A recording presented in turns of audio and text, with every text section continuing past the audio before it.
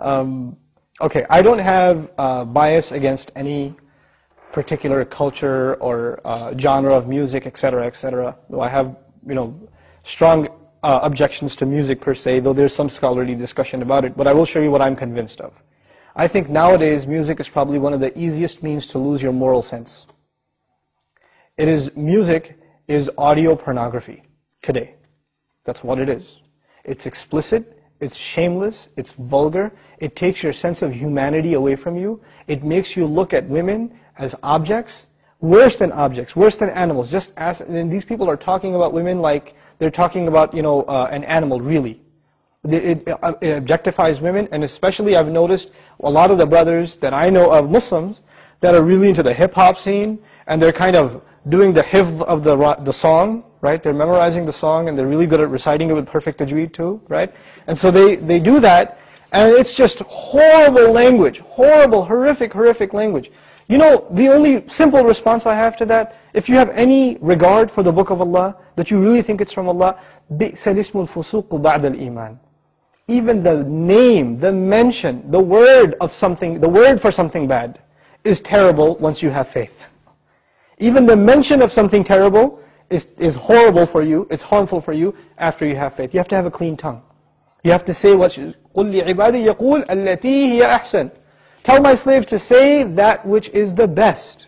Say what is the best. Say good things from your mouth.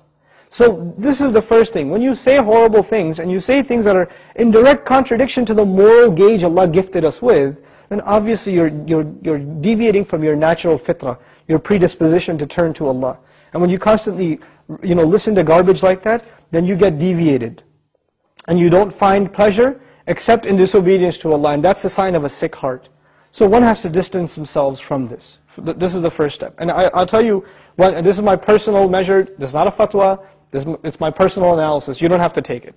But if a person finds listening to the Qur'an annoying, after they've been listening to hip-hop and this and that for a long time, and as soon as somebody puts the Qur'an on in the car, you know what they say?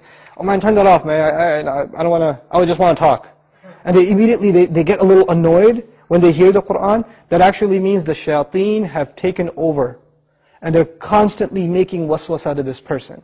Because what do the shayateen hate the most? They hate the Qur'an. They hate the word of Allah. They flee, it hurts them.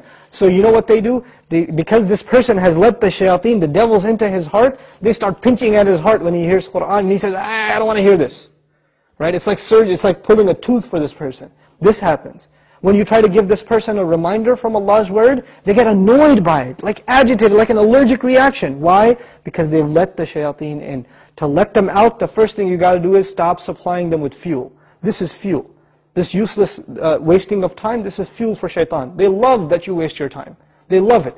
Because the one asset, the one piece of wealth Allah gave every human being is time. And what is music and TV and YouTube and Facebook and MySpace and like Twitter and whatever else? If you're spending hours and hours and hours on this stuff, what is it except destroying your time? It's taking that one asset away from you. Shaitan would love nothing more. May Allah subhanahu wa ta'ala give you the strength to get away from these temptations.